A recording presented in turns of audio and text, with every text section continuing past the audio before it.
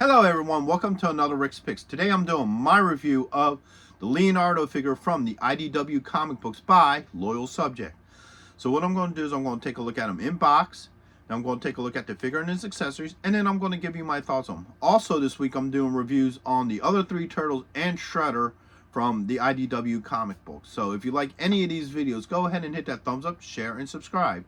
They're small clicks for you, but it really helps this channel grow. So without any further ado, let's get to the review. So here he is in packaging. I do like the packaging for him. I like the fact that they got his name up here. You got the Turtles logo there.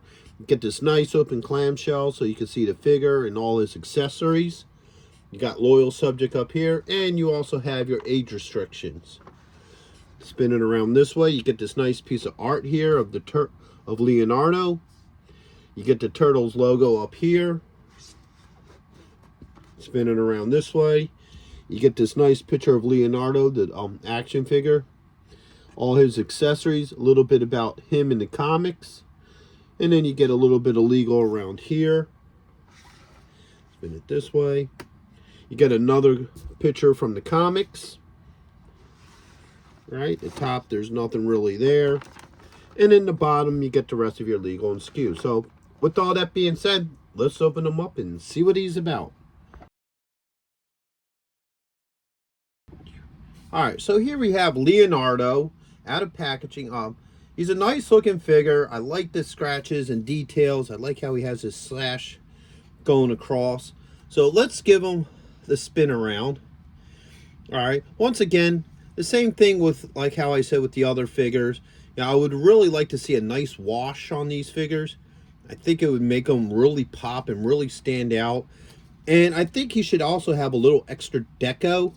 So like maybe on these, pouches, maybe silver for, the buttons for it. Maybe, silver for this buckle here and what have you. So these figures could definitely use some extra deco just to give them a little bit more pop. But still, he's actually a pretty decent looking figure. So let's go through his points of articulation. So the head's on a ball joint. Okay. You have a shoulder joint, a swivel. All right. You have an elbow joint and a wrist joint. Okay. Put these arms up. Now, once again, his torso doesn't move because of the shell. There is a joint in there. I don't know why they put that joint in there if they're not moving. But, yeah, also has a thigh joint with a swivel, a knee joint. All right. And he also has an ankle joint. Now, something I didn't mention with some of the other figures, just because, I would like to see some of these joints a little bit better, too. Like, this should at least be painted brown so it blends in with his wraps, instead of just looking like a green peg there. I'm sure, I mean, there's obvious ways that they can fill it, make it look better. So, these, exposed joint pegs look kind of clanky. The same with like how they have the joint itself, where you could actually see the inside there a little bit more than you should. The same with the knees and stuff. Like when you look in the back, you can see the joints a lot more than you would on your average figure. So, like I said in other videos of these figures, there's definitely room to be improved on these figures, but so far they're not horrifically bad.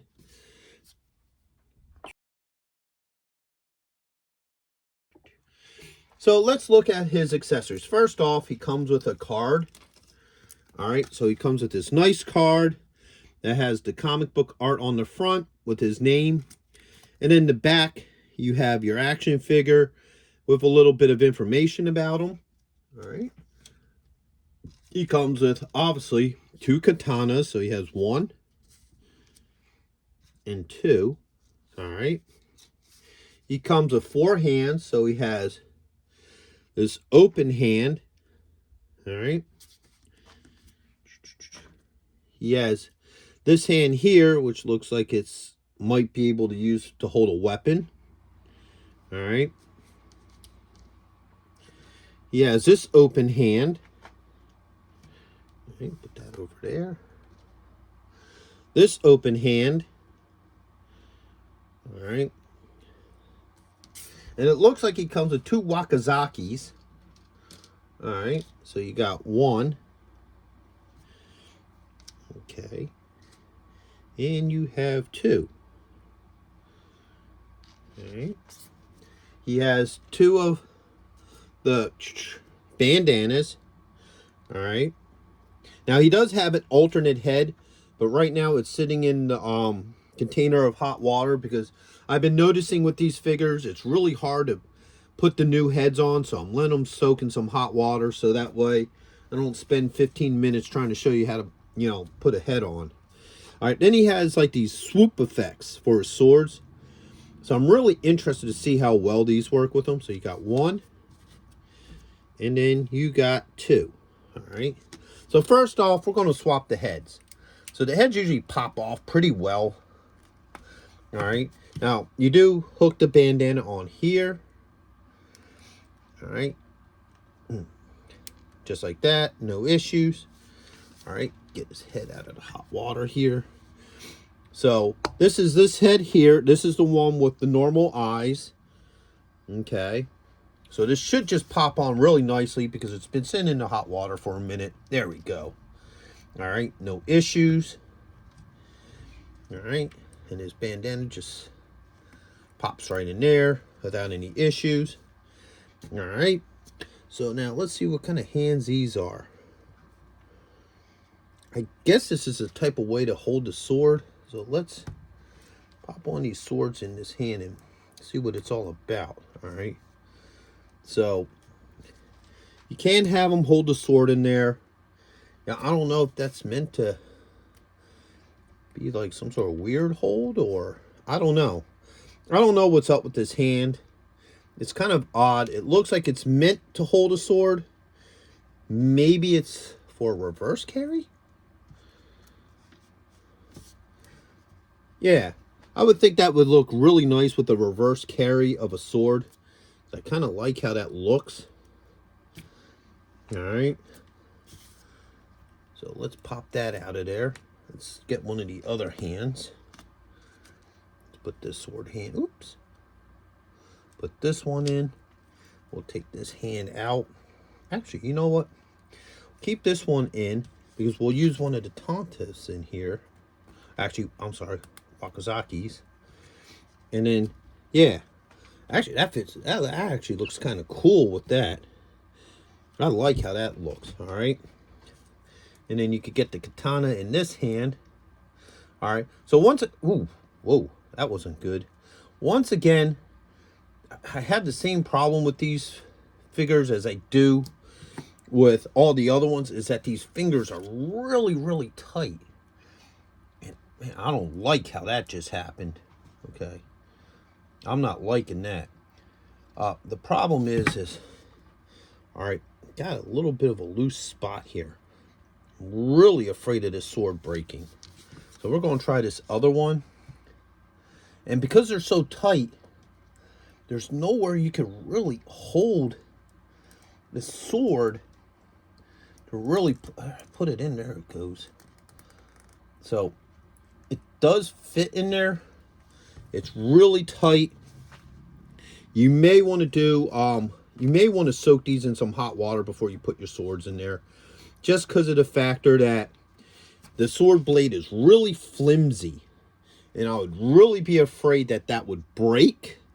Trying to really muscle that in there. And of course the swords just go right in here. No issues. Alright. So all of his weapons work with him.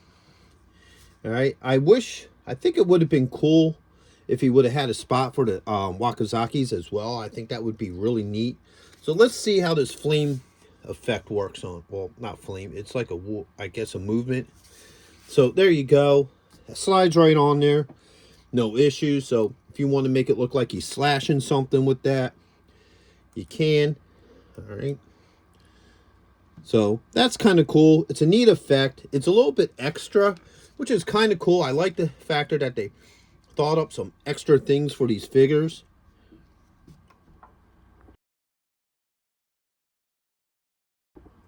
So overall, I don't think he's that bad of a figure. You know, like I said with him and the other ones, A good wash would really make them pop, really bring out some of the details. I like that they think a little bit out of the box and giving them like stuff like, whoops, like this here that just goes across so you can get that kind of swoop action. All right. One of my major concerns with this figure is the swords. They're very weak, very flimsy here. And the problem with that is these hands are really hard to get, weapons into. So, I would really be careful here. You may want to soak these hands in hot water before putting these swords in, because right here at where the Suba meets the blade, it's really weak, really flimsy. Like I can probably show you again with this sword. See, I would be nervous about that. So, you might want to definitely soak those hands in some hot water.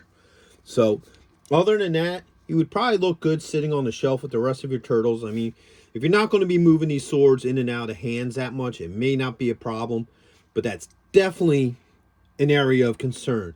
If you have this figure and you have broken this blade, leave a comment, let us know, because I'm kind of curious to how common or how often it happens that these blades break, because that definitely looks like something that could break on you. So with all that being said, I hope you guys did like this review. If you did, go ahead and hit that thumbs up, share, and subscribe. They're small clicks for you, but it really helps the channel grow. So until the next one, late.